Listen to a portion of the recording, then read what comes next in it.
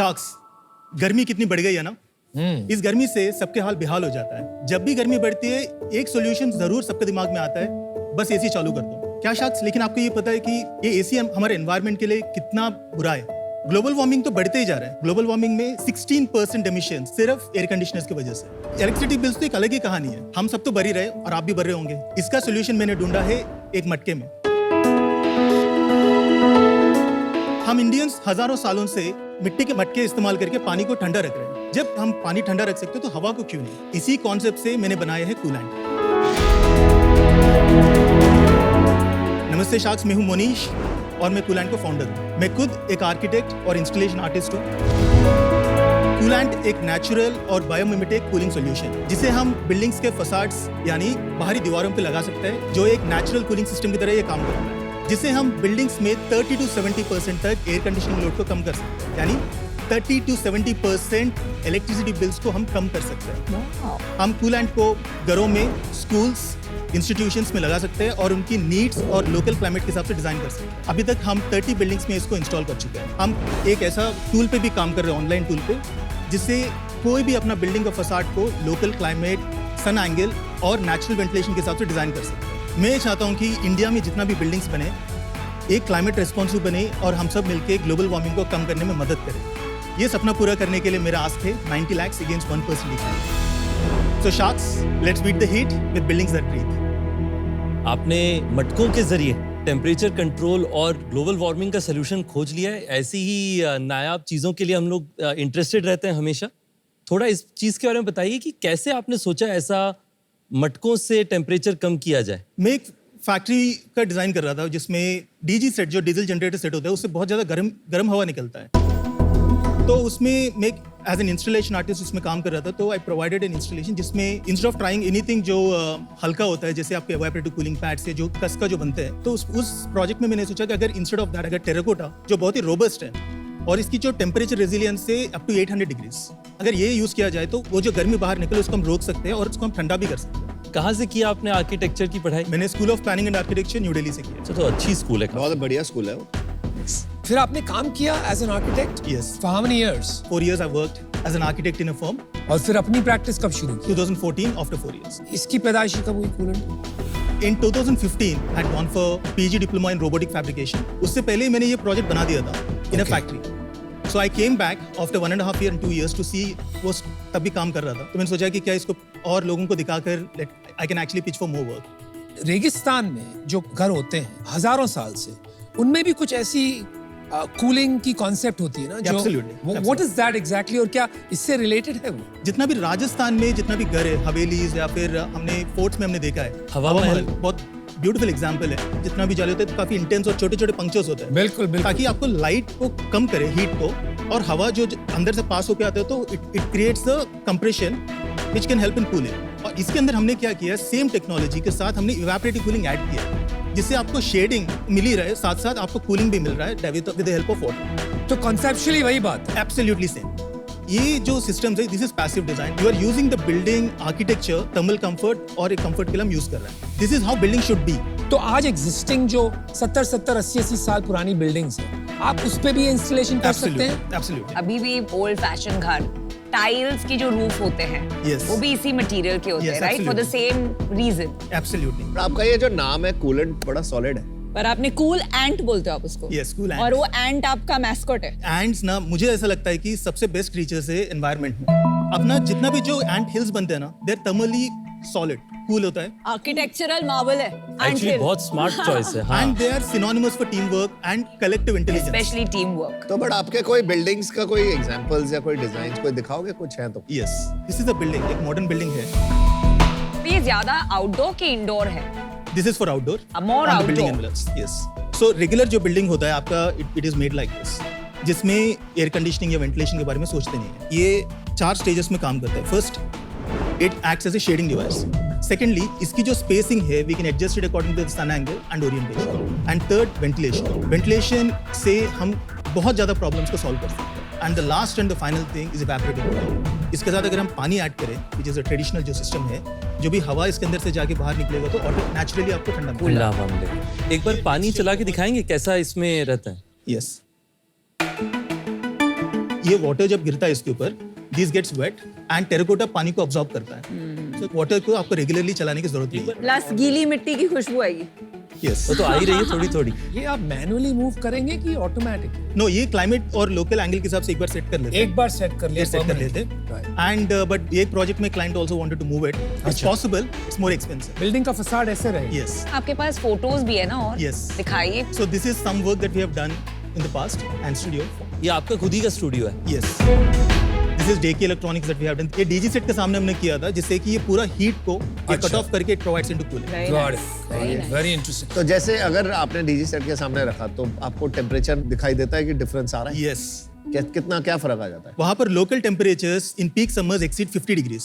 इससे हमने we got it down to mid 30s। Wow. But I can not generalise this because 40 से 25 तक नहीं ला सकता। 50 से easily I can bring it down to 32, 33। आपने अपनी पिच में क्लेम किया था कि 30 से 70% एनर्जी सेव हो सकती है ऐसे इंस्टॉलेशन लगा के। तो ये क्लेम आप कैसे वैलिडेट करते हैं और आपने कैसे इंश्योर किया है कि आपकी जो स्टडीज हो रही हैं वो ऑब्जेक्टिव स्टडीज है? So we have done a lot of research on this for the last 3 to 4 years and हमने एनर्जी मॉडलिंग किया है, simulations and also buildings to understand the performance of this. LEED का सारी buildings को certification मिलता है green building का। Yes, आपको वो सर्टिफिकेशन मिला है कि आपका अगर प्रोडक्ट लगाएंगे तो green Does it qualify? currently we are undergoing lab testing for this. We already, it's an ongoing process right now.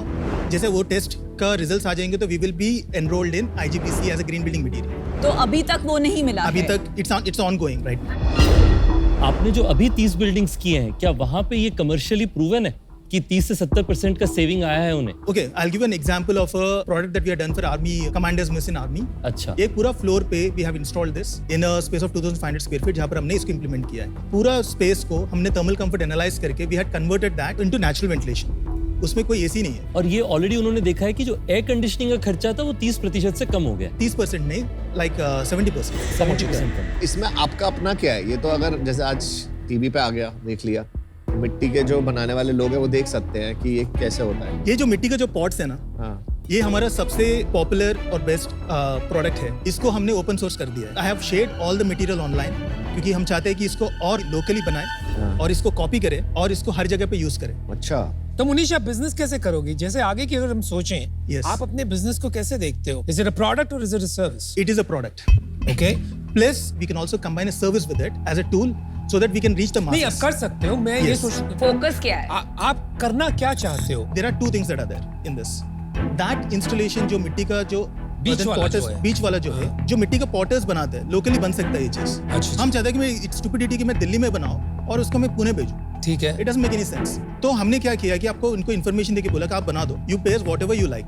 ऐसा करते हुए हमने मेक्सिको में भी इसको बनाया। अच्छा। Sharing the information. ये आपने ओपन सोर्स कर दिया, हो गया वो? ठीक है, डन। सेकंड इंस्टॉलेशन है, this is developed using CFD and aerodynamic, जिसका इसका जो शेप है जो एरोफॉइल्स का, this is not something people can customise. उसमें और इसमें फर्क ये है, उसके ऊपर पानी जो है ऊपर से गिर रहा है।